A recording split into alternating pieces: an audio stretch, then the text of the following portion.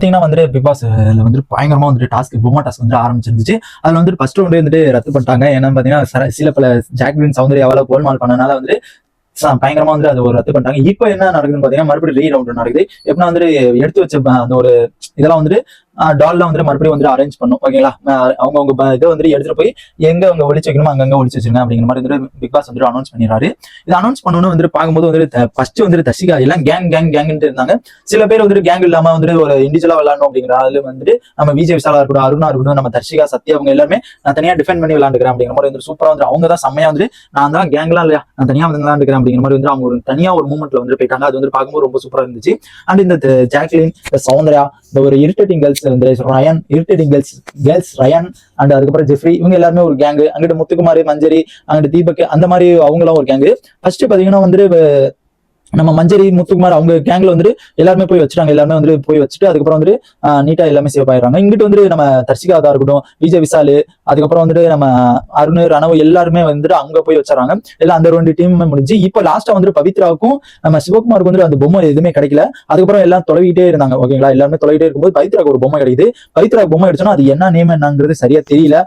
அதுக்கப்புறம் வந்துட்டு லாஸ்டா என்ன பண்றாங்கன்னு பாத்தீங்கன்னா போயிட்டு டக்குன்னு வந்து 2 பேருமே கரெக்டான டைம்ல வந்து பொம்மை கிடைச்சிருது. இதுல போயிட்டு யார் ஃபர்ஸ்டா போய் வைக்கிறாங்களோ அவங்கதான் வந்து அவங்க அவங்க வின்னு. அதுக்கப்புறம் வந்து யாரு வந்துட்டு கையில வெளியில இருந்தோ அவங்க வந்து அவுட் அப்படிங்கிற மாதிரி வந்து இருக்கு.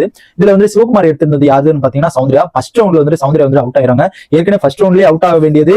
அதுக்கப்புறம் வந்து ரீ ரவுண்ட் கொடுத்து அந்த ஒரு மேட்சை ரத்து பண்ணி சௌந்தர்யா கோல்மால் பண்ண ஜாக்லின் வந்துட்டு மறுபடியும் இப்ப மொக்க வாங்கிட்டு வெளியில வந்து அப்படியே சதப்பு பிச்சு தொங்கிக்கிட்டு இருக்குது அப்படிங்கறதெல்லாம் வந்துட்டு நல்லா பார்க்க முடிஞ்சு.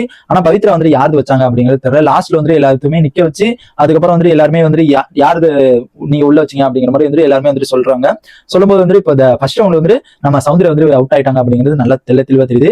என்னமா கேங்குன்னு ஃபர்ஸ்ட் வந்து ஒரு போராட்டமே பண்ணிட்டு இருந்தா இப்போ வந்து அந்த ஒரு கேங்குக்குள்ளேயே வந்து நீ இருக்க போல இருக்கே அப்படிங்கிற மாதிரி தான் எனக்கு ஒரு ஃபீல் ஆகுது. இப்போ வந்து உங்க ஒப்பீனியன் என்னங்கிறத மறக்காம கமெண்ட் பண்ணுங்க. அப்பதான் நான் தெரிஞ்சுக்க முடியும். ஏன்னா இவங்க வந்து ஃபர்ஸ்ட் வந்து கேங்கு தான் இவங்க ஒரு கேங்கா ஃபார்ம் பண்ணிக்கிறாங்க அப்படிங்கிற மாதிரி வந்து சொல்லிட்டு இருந்தாங்க. இப்ப வெளியில பிஆர் டீமா இருக்கட்டும், சௌந்தர்யா சொந்தங்களா இருக்கட்டும், அந்த மாதிரிலாம் வந்து இருக்கவங்க எல்லாம் வந்து என்ன பண்றாங்கன்னா இப்போ வந்து என்ன பண்றாங்க, ஐயோ சௌந்தர்யா வந்து கேங்கு தர்ஷிகலா கேங்கு, ஆனந்திலாம் கேங்கு, அன்சிதாலாம் ஒரு கேங்கு அப்படிங்கிற மாதிரி வந்து சொல்லிட்டு இருந்தாங்க. இப்ப எங்க போச்சு Soundarya gang, Jacqueline gang, Jeffrey gang, இவங்கெல்லாம் எங்க போச்சு?